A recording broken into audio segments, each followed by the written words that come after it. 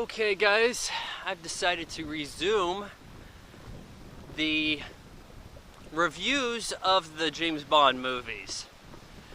And this is going to be very tricky because, yeah, I know I've jumped all over the place. It's because Hulu didn't have all of them, and I wanted to at least review some I hadn't seen in a while.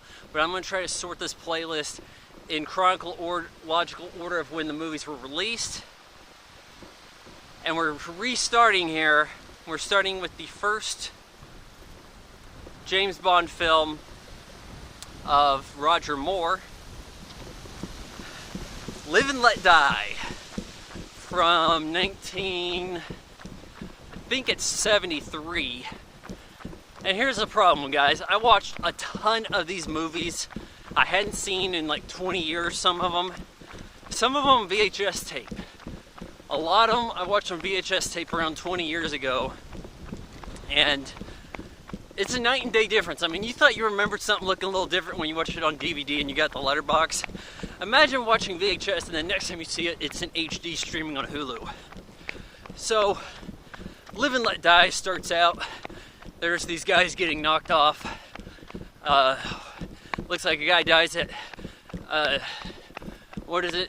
meaning of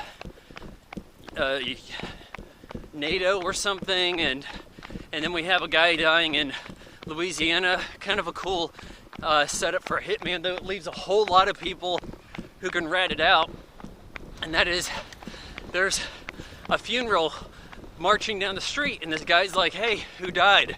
"You." Stabs him. Then the coffin comes by.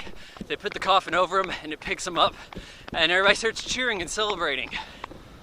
And it's like, wow, that's pretty cold shit. Then we jump into the theme song by Paul McCartney and the Wings. And everybody, I think you guys all know how this theme song goes. It's like, in this crazy world which you live in, makes you give in and cry. Do-do-do. Say live and let die, bitch. And it's an okay theme song. I don't really care for the reggae that gets put in there. When you got a hand to, you got a job to do, you gotta do it well. But Linda McCartney was behind some of this. For some reason, reggae is her favorite genre. And it's like, who did you marry? So, yeah, it's I guess a bit weird for some of you to think of a James Bond movie opening without James Bond doing badass stuff. But in many of the earlier films, the cold opening there didn't really involve James Bond. So, moving ahead, James Bond's with an Italian chick. Him and Moneypenny come over to his flat. They say, "Hey, we need you to investigate this stuff. Some of our men have been killed," while eyeing this representative from this San Monique country out by the Bahamas or somewhere. And they're like, "Okay, I'll go do that." James Bond heads over to New York, goes into Harlem. He's the only white guy there. Has a rough ass time. He's gonna get killed by this Mr. Big, this heroin dealer. And he eventually finds out that Mr. Big is actually the San Monique representative. He wasn't just a friend of the guy, it's the guy in disguise, played by Yaphet Kotto, who you remember as the black guy from Alien. And let's see, I know there's some kids around here. I need to be careful where I jog and review. So he's got this gal with him. He's into this voodoo stuff. This high priestess of tarot card reading, Solitaire, played by Jane Seymour, aka Dr. Quinn Medicine Woman, looking mighty fine.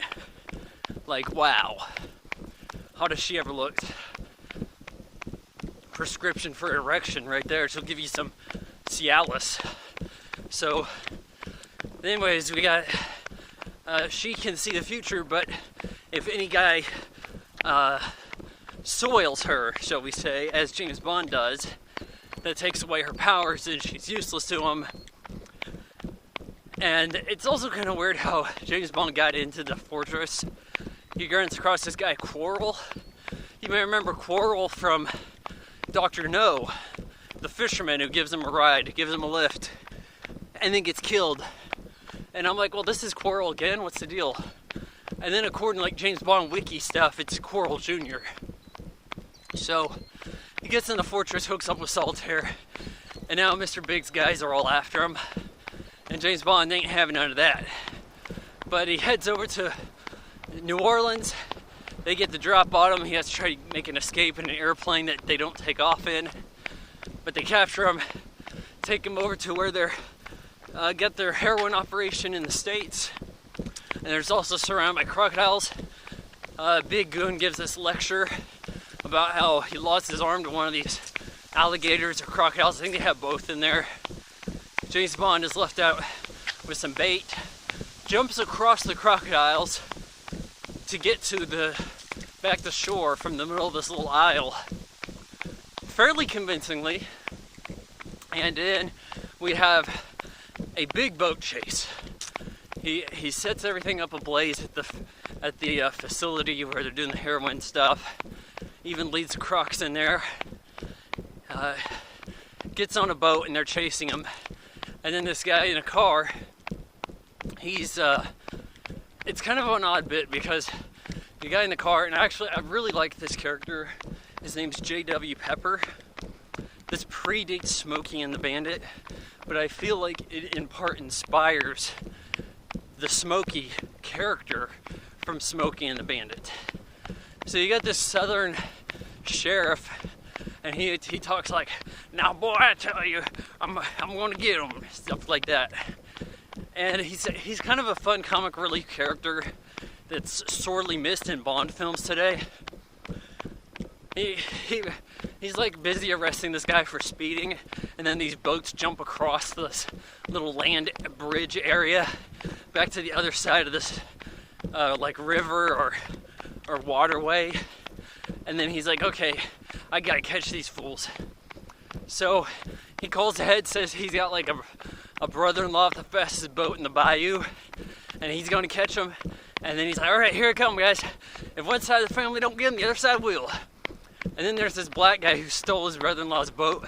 And they see this black guy come across and like, you sure that's your brother-in-law? Because remember, this is South in the early 70s. So they're kind of like jaw dropped. Well, James Bond ends up throwing gas on the guy and blowing up that boat and taking him out. And J.W. Pepper is like, all right, caught you, Mr. Secret Agent. What's up with all this? And they're like, hey, somebody inform the sheriff here. Secret agent guy, right? And so it's like a 10-minute sidetrack for the movie, but I feel like it's one of the better things about the movie. It's an odd, weird bit. I can see it rubbing some people the wrong way, but I enjoy it. And we head back to our main plot line with James Bond and Quarrel heading over to San Monique to free Solitaire, who's going to be like voodoo sacrificed by Baron Samedi, the voodoo lord of the graveyard. And so you got a weird supernatural bit here. Can she see the future? Can't she? Who knows? But Baron Samedi seems to appear out of the ground, and it's shown that there's a lift there. Then he gets shot and he becomes like ceramic. And it's like, how the hell do you explain that? And then they throw him in a pit of snakes, and he even shows up at the end of the movie to laugh at the credits. What the hell? This is the only Bond movie I can think of where there's really supernatural shit. But, Bond rescues her, gets kind of captured by Yaphet Kotto, and he's like, okay, so you're going after my poppy seeds, but my poppy fields, but you know what, they're resilient. Really, you barely scratched the surface here. And James Bond's like, hey, I got some shit from Q Branch, magnetic watch, it's gonna get me out of this trap. You're gonna feed me some sharks, and I'm gonna stuff this pellet down your mouth, and it's gonna make you explode. It like pushes him up in the air. It's like, where did the air come out of to make him fly forward? Or upward for that matter. Bizarre shit. And then James Bond gets away on a train. at the end. And so he's about to give Salter some more servicing. And then the bad guy with the metal arm shows up. He's like, I'm not dead yet, fool. Starts trying to kill them both. Gets thrown out of the train. And then Baron Samedi starts laughing at the credits. It's okay. I mean, yeah, there are better James Bond films. This could be in the lower edge of the group. I give Live and Let Die 2.5 out of 4 stars.